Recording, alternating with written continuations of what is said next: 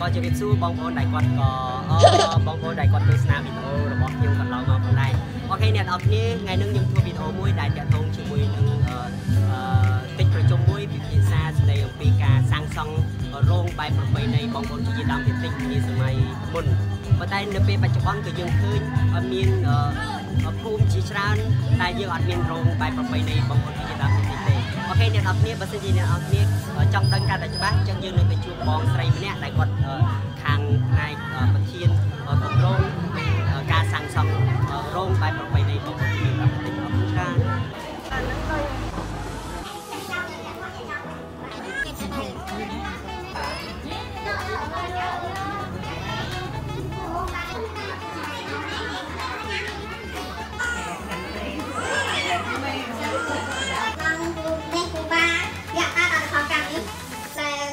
ăn một kẹp lại ta cái phòng cầm là ốp lên nha, tới chứ này cái cặp bông làm lục thiệt.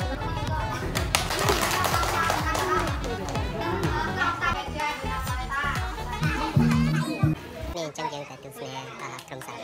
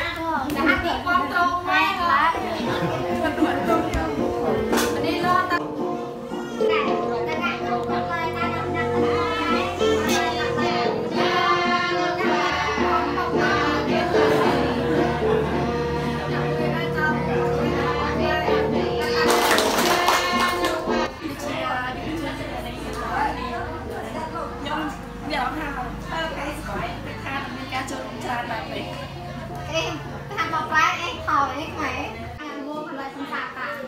để sao nhà em bông lại chơi ta để tôm khơi nhà vô vô nhặt chứ em họ lại bạn tôm họ vô bài chơi ta như bộ bông học của doan thế như cái món nhặt tay bạc thang họ chỉ bộ của doan thế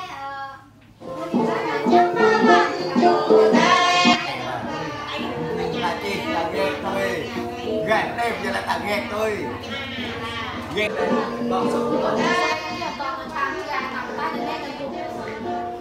tao lên đây trang qua sao tay ăn được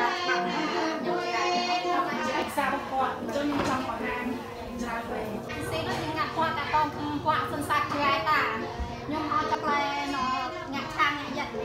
đấy theo con này là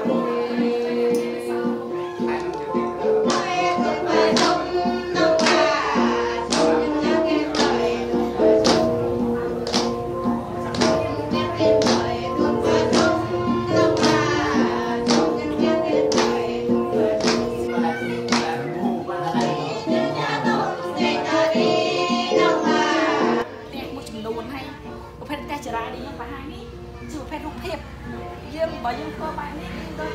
ông ca xem sự cái ban cho cái đồng chồng cứ là to mình đã chạy lẹ tệ chắc hỏi là dương máu thì ní dương bông tay cho nên bạc cát muối tầm bậy ai nhưng mà xoay nhưng khơi thả tay tay đau tay ná tầm bậy ai xoay đâu một khung rồi mà cầm trên mình đời sao ta khung dướng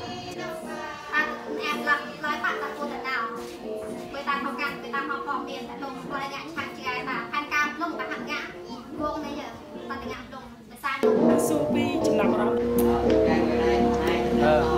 còn lo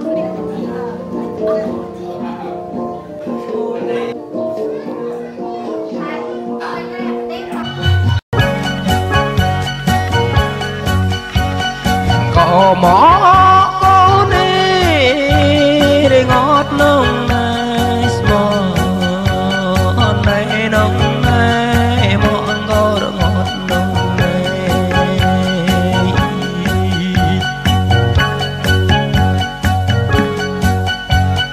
em lăng mò bê hấp cô tận nhập về mò bê mình tên đi lê đọc viện tay có mẹ đọc kỷ lịch